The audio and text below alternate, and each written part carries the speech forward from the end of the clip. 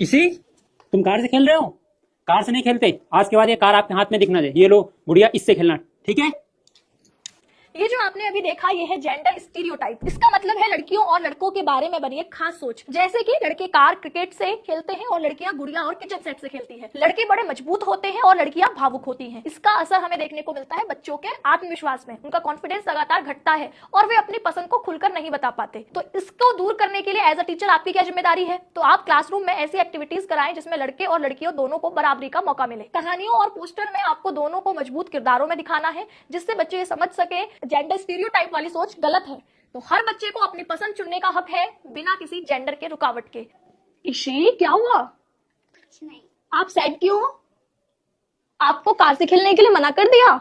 अरे आप खेलो, आपको कार से खेलना पसंद है ना, खूब खेलो। हमारे टॉयज पे नाम थोड़ी लिखा होता है कि लड़के की है कि लड़की की।